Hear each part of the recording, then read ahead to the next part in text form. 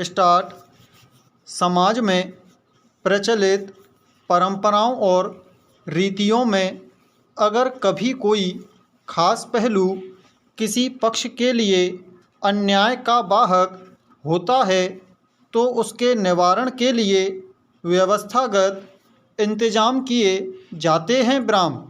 मगर ऐसे मौके अक्सर आते रहते हैं जब परंपराओं और कानूनों के बीच विवाद की स्थिति पैदा हो जाती है ब्राह्म। नाबालिग बच्चों को उनके खिलाफ यौन अपराधों और शोषण से सुरक्षा देने के लिए पॉक्सो कानून बनाया गया ब्राह्म। जाहिर है कि बच्चे चाहे जिस भी धर्म के हों उनके खिलाफ होने वाले अपराधों को इसी के तहत देखना और बरतना एक स्वाभाविक कानूनी प्रक्रिया है ब्राह्म। मगर कई बार सामुदायिक परंपराओं के लिहाज से भी इस प्रावधान की प्रासंगिकता को कसौटी पर रखने की कोशिश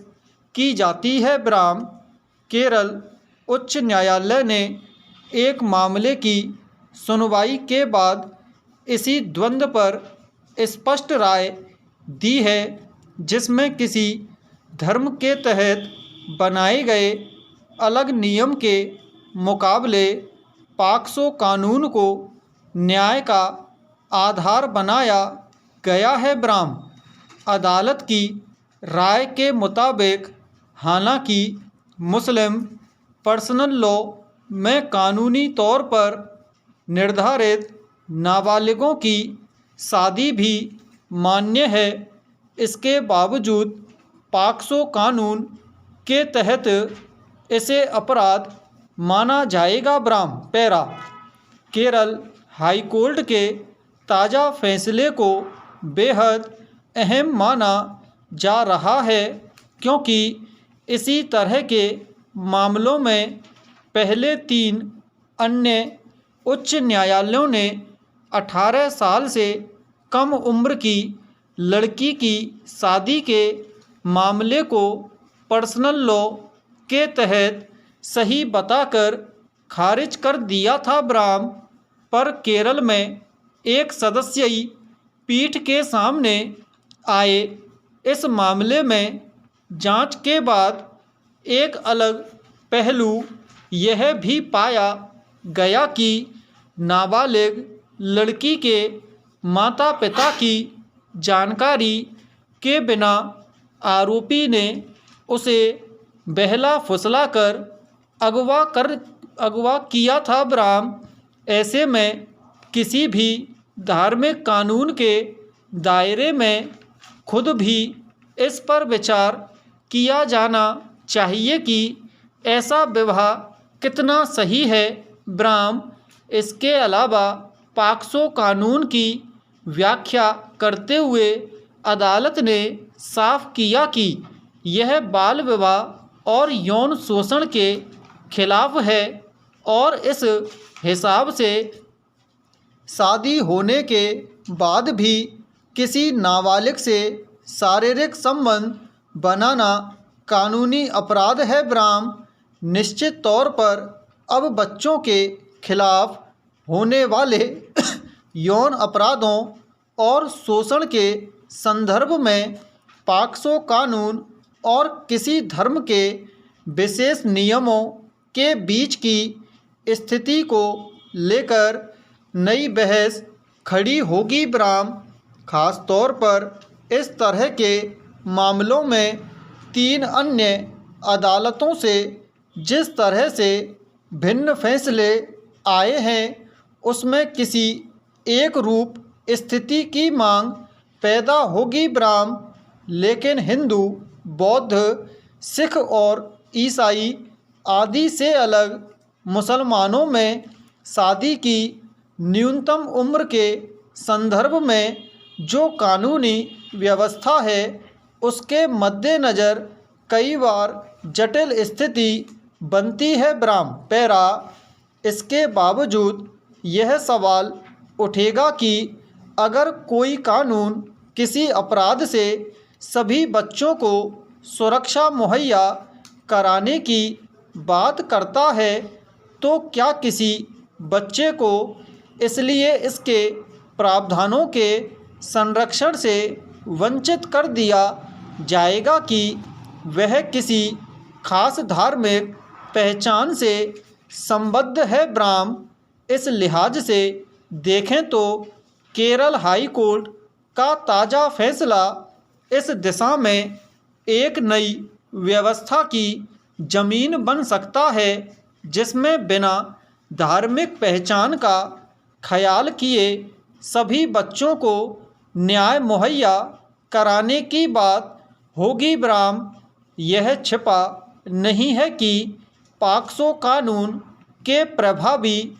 होने के बावजूद मुस्लिमों के अलावा अन्य धर्मों को मानने वाले समुदायों में भी बाल विवाह के मामले अक्सर सामने आते रहते हैं। ब्राह्म खास तौर पर अक्षय तृतीया के मौके पर होने वाले बाल विवाह आज भी प्रशासन के लिए चुनौती बने रहते हैं। ब्राह्म इसलिए सभी पक्षों को इस मसले पर सोच समझकर एक ठोस निष्कर्ष तक पहुंचने की ज़रूरत है, जिसमें नाबालिगों को हर स्तर के अपराध से सुरक्षित किया जा सके। ब्राह्म पैरा दिनांक 7/12/2009 को सदर बाज़ार पुलिस स्टेशन सहारनपुर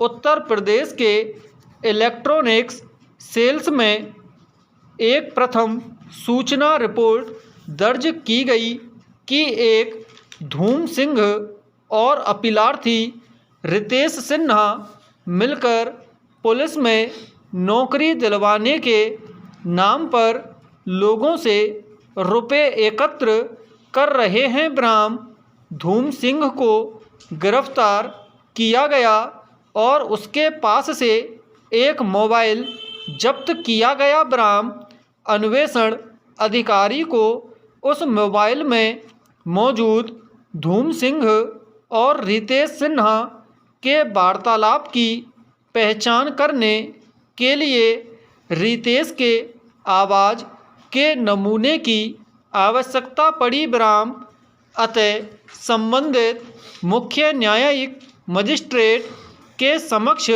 अपीलार्थी को उसके आवाज़ का नमूना लेने के लिए समन करने हेतु अन्वेषण अधिकारी ने आवेदन किया। ब्राह्म तदनुसार सीजेएम ने दिनांक 8/1/2010 के आदेश द्वारा अपीलार्थी को अपने आवाज़ का नमूना अन्वेषण अधिकारी को देने हेतु उपस्थित होने के लिए समन जारी किया। ब्राह्म इस समन आदेश को निरस्त करने के लिए अपीलार्थी ने इलाहाबाद उच्च न्यायालय के समक्ष दंड प्रक्रिया संहिता की धारा 482 के अंतर्गत आवेदन किया, जिसे उच्च न्यायालय ने आक्षेपित आदेश दिनांक